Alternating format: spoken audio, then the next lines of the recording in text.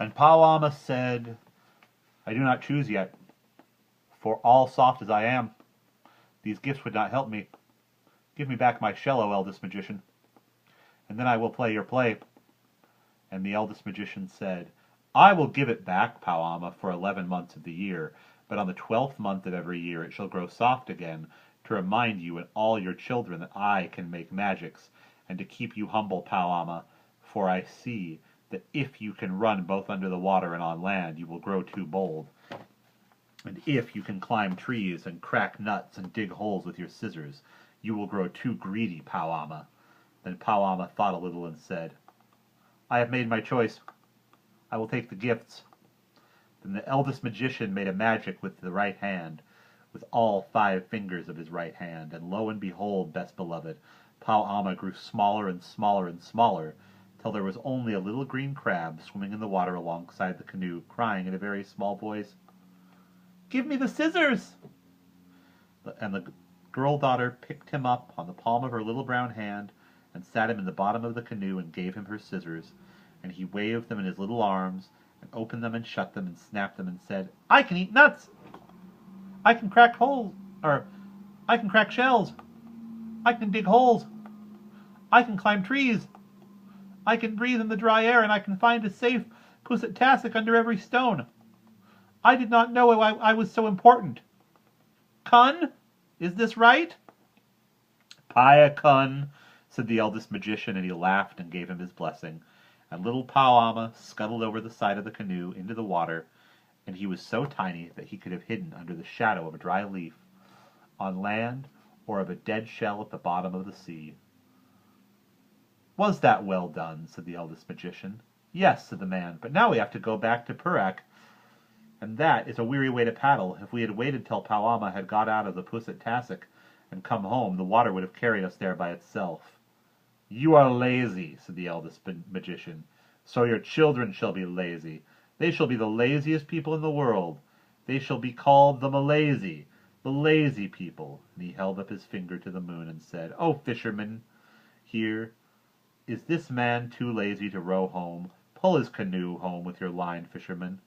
No, said the man. If I am to be lazy all my days, let the sea work for me twice a day forever. That will save me paddling. And the eldest magician laughed and said, Ha ha ha, Payakun, that is right. And the rat of the moon stopped biting the line, and the fisherman let his line down till it touched the sea, and he pulled the whole deep sea along, past the island of Bintang, past Singapore, past Malacca, past Selagore, till the canoe whirled into the mouth of the Perak River again. Kun, said the fisherman of the moon. Payakun, said the eldest magician, see now that you pull the sea twice a day and twice a night forever, so that the Malazy fisherman may be saved paddling. But be careful not to do it too hard, or I shall make a magic on you as I did on Powama. Then they all went up the Perak River and went to bed, best beloved. Now listen and attend. From that day to this, the moon has always pulled the sea up and down and made what we call the tides. Sometimes the fisher of the sea pulls a little too hard, and then we get spring tides, and sometimes he pulls a little too softly, and then we get what are called neap tides. But nearly always he is careful because of the eldest magician. And Powama, you can see when you go to the beach how all Powama's babies make little pusset-tassocks for themselves under every stone and bunch of weed on the sands. You can see them waving with their little scissors, and in some parts of the world they truly live on the dry land and run up the palm trees and eat coconuts exactly as the girl-daughter promised. But once a year all Puamas must shake off their hard armor and be soft to remind them of what the eldest magician could do, and so it isn't fair to kill or hunt Powama's babies just because old Powama was stupidly rude a long time ago. Oh yes, and Powama's babies hate being taken out of their little pusset-tassocks and brought home in pickle bottles. That is why they nip you with their scissors, and it serves you right. China a-going P and O's past Powama's playground close, and his pusset-tassock lies near the track of most BIs. NYK and NDL know Powama's home as well as the fisher of the sea knows Ben's MM's and rubatinos. But, and this is rather queer, ATLs cannot come here. O and DOA must go round another way. Orient, Angkor, Bibby, Hull. Never go that way at all. UCS would have a fit if it found itself on it.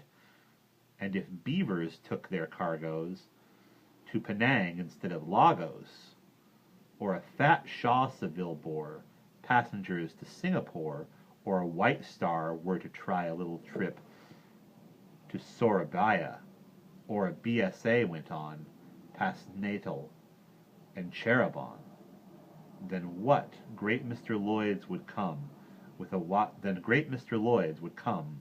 wire and drag them home. You'll know what my riddle means when you've eaten mangosteens. Or if you can't wait till then, ask them to let you have the outside page of the Times. Turn it over to page 2 where it is marked shipping on the top left hand. Then take the atlas, and that is the finest picture book in the world, and see how the names of the places that the steamers go to fit into the names and places on the map. Any steamer kiddie ought to be able to do that. But if you can't read, ask someone to show it you. And that's the end.